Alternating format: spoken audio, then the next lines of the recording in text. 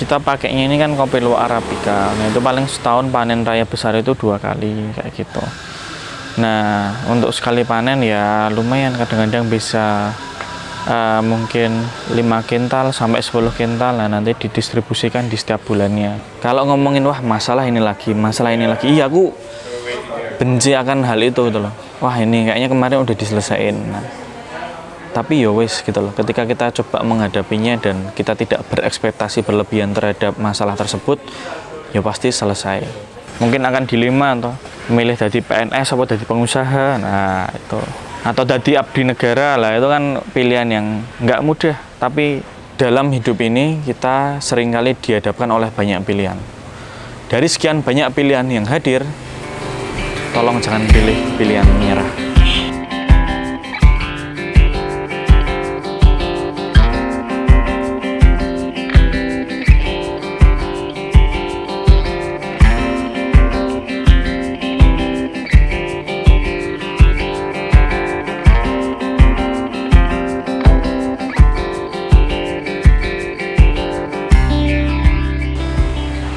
Saya Gilang Syah Putra, owner dari Kopi Luwak Mataram. Untuk kesibukan sehari-hari sebagai owner ya tentunya dibangun dari habit-habit kecil, bangun pagi, sholat subuh, nge-gym, terus sarapan ya selayaknya orang pada umumnya. Hanya saja yang seringkali saya melakukan namanya time boxing management. Jadi di hari tersebut saya melakukan to-do list yang sudah saya rencanakan di hari sebelumnya agar kita bisa menyelesaikan dan melakukan banyak hal secara efektif dan efisien. Nah, selain itu untuk kesibukan sekarang ya tentunya bekerja di Kopi Luwak Mataram dan ada beberapa pekerjaan lain yang berhubungan dengan Kopi Luwak Mataram. Di sini juga ada penginapan di lantai 2 dan 3 dan juga saya mengurusin wedding di beberapa venue, nggak cuma di sini. Nah, selain itu juga masih lanjut kuliah lagi. Kalau saya S1-nya di UGM jurusan pariwisata angkatan 2018, lalu lanjut lagi ini baru masuk di MMUGM, berarti angkatan 2024. Di saat kuliah online tidak ada kegiatan. Nah, tadi ini kan hanya rumah bapak ibu aja. Tadinya saya mau buat angkringan, tapi bapak bilang bahwasan ini ada joglo di rumah gitu, bisa dimanfaatkan jadi apa. Hingga akhirnya ini kita manfaatkan untuk sebuah warung yang terus berproses. Karena gabut itu tadi, jadi saya bikin Kopi Luwak Mataram gitu. Tapi ternyata gabut dan konsistensi saya membuahkan hasil sampai hari ini. Nggak cuma untuk diri saya, tapi juga untuk orang lain. Nah, selain itu hari ini kita mendengar bahwasannya ada mungkin 3.000 coffee shop di Jogja. Tapi mungkin ada yang tutup, ada yang buka juga. Nah, tapi nggak banyak yang ada luwaknya.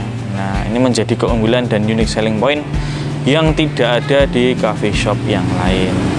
Bisa lihat proses pembuatannya dari luwaknya sampai biji kopinya, lalu sampai digoreng, sampai akhirnya dinikmati dan bahkan dibawa pulang menjadi oleh-oleh seperti itu.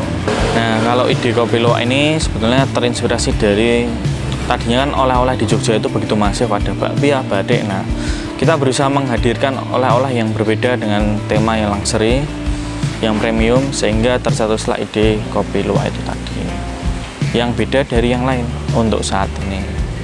Jadi pengunjung tidak hanya minum kopi luwaknya, tapi juga ikut bisa belajar tentang proses pembuatan si kopi luwak itu tadi. Jadi ada sisi edukasi yang coba kita tawarkan sebagai value added yang tidak ada di coffee shop lain. Nah, seperti luwaknya, terus kotorannya dikelola dan dibersihkan, lalu diminum sampai dibawa pulang. Nah, itu kan konsep yang secara holistik kita tawarkan. Nama Mataram sendiri dipilih itu karena kita berlokasi di dekat Kerajaan Mataram Kota Gede, yang mana dulu Mataram Islam pertama pada abad ke-16. Nah, jadi karena memang lokasinya ini ada di Kota Gede, makanya namanya Kopi Luwak Mataram seperti itu. Nah, tidak hanya selesai di situ, kami juga mengimplementasikan berupa budaya-budaya Jawa yang ada di sini. Dari segi bangunan kita juga memilih joglo sebagai venue-nya. Lalu dari segi makanan dan minuman kita produk unggulannya ada bakmi Jawa. Lalu di minuman juga ada wedang serai, wedang stop jambu, wedang woh, dan masih banyak wedang-wedang tradisional lainnya. Setiap hari kami juga ada gamelan performance di sini. Jadi memang value nama Mataram ini tidak serta-merta hanya nama saja, tapi coba kita implementasikan sebagai bagian dari budaya Jawa itu tadi. Kalau gamelannya itu performance-nya setiap hari Kamis pukul 5 sore sampai jam 8 malam biasanya. Nah, selain itu kita ada di sini dan di Magelang, yaitu di Kopi Luwak Mataram di Mungkit. Nanti bisa di search di map gitu. Karena memang kita mencari di lokasi wisata kayak gitu. Nah, untuk saat ini kunjungan di Kopi Luwak Mataram ini tentunya tidak hanya berasal dari wisatawan lokal, tapi juga berasal dari wisatawan mancanegara. Banyak kan dari Belanda, dari Australia, dari Jepang, dan akhir-akhir ini memang banyak sekali dari Cina. Seperti itu. Nah, dan produksi di Kopi Luwak Mataram sendiri menggunakan kopi luwak liar. Jadi kita tidak memaksakan si luwak itu untuk terus memakan biji kopinya hingga akhirnya diproses. Tapi memang kita ambil di lereng perbukitan yang ada di Sumbing dan Sindoro kayak gitu. Nah, kita proses dan juga hingga akhirnya bisa dinikmati oleh wisatawan dan dibawa pulang sebagai bentuk oleh-oleh. Nah, kita juga sengaja tidak mengekspor kopi ini dalam kuantiti yang besar karena memang terbatas, dan kopi ini kan peminatnya tinggi tapi supply-nya terbatas. Seperti itu. Jadi memang untuk menjaga sisi eksklusif dari si produk ini. Tapi tidak usah khawatir, di sini satu cangkirnya itu harganya Rp30.000. Seperti itu. Kita pakainya ini kan kopi luwak Arabica. Nah, itu paling setahun panen raya besar itu 2 kali kayak gitu. Nah, untuk sekali panen ya lumayan, kadang-kadang bisa mungkin 5 kintal sampai 10 kintal. Nah, nanti didistribusikan di setiap bulannya. Karena kan itu melalui serangkaian proses dari kotoran kopi luwak itu, lalu nanti kita cuci sampai bersih, jemur. Setelah kita jemur, kita bersihkan antara kulit ari dengan biji kopinya atau green bean coffee-nya.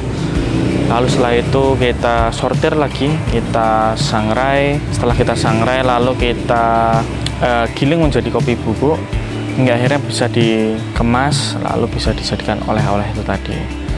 Nah, kalau setiap bulannya ya rata-rata mungkin bisa 1 kintalan lah untuk tingkat produksi yang ada di Kopi Luwak Mataram sendiri. Tapi kalau pas rame ya mungkin bisa 2 kintal.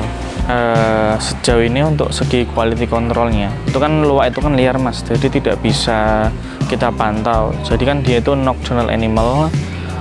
Nah, jadi sepanjang hari kita juga jarang sekali melihatnya. Caranya itu hanya mengidentifikasi dari kotoran-kotoran yang ada di sekitar pohon kopi. Nah, itu sudah bentuk kayak kotoran kucing, itu cuma bedanya ada biji kopinya. Nah, itu kita ambil aja gitu. Karena untuk bisa memonitori jumlah si luwak itu kan agak susah. Nah, terus dari segi kesehatan dan sebagainya itu kan memang kita pakainya wild animal. Nah, sehingga kita memang batasan kami adalah oh ya berarti yang ada di sekitaran kebun yang kita ambil, seperti itu. Nah, mungkin memang ada beberapa biji kopi yang rusak itu atau pecah saat di proses. Nah, itu nanti yang kita sortir. Seperti itu, karena kan kalau pecah nanti agak susah juga untuk bisa di roasting, seperti itu. Kalau dari si kopi luwaknya ini sendiri, keunggulannya adalah berupa kopi luwak ini rendah kafein. Nah, jadi baik dikonsumsi untuk orang-orang yang memiliki penyakit,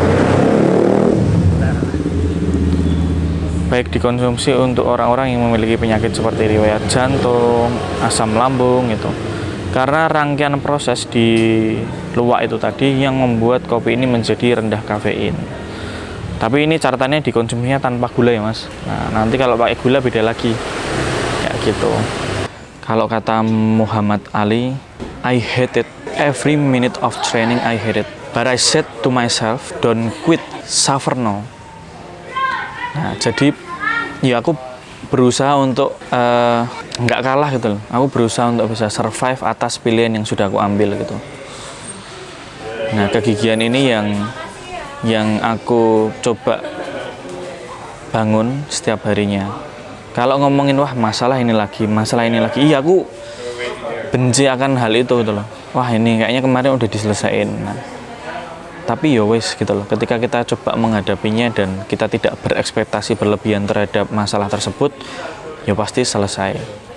Kalau ada orang beranggapan bahwasannya bisnisnya pengen autopilot, sejatinya tidak ada bisnis yang bisa autopilot gitu loh. Memang harus dipantau, diawasi agar bisnisnya terus dapat tumbuh dan berkembang sesuai dengan keinginan ownernya atau foundernya.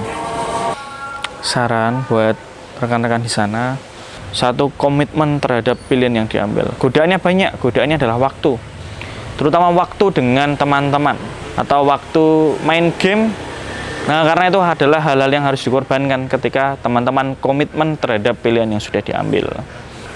Lambat laun level ujiannya akan berbeda-beda, mulai dari segi pertemanan, dari segi karir, mungkin akan dilema atau milih jadi PNS atau jadi pengusaha. Nah, itu atau jadi abdi negara lah, itu kan pilihan yang nggak mudah. Tapi dalam hidup ini kita seringkali dihadapkan oleh banyak pilihan.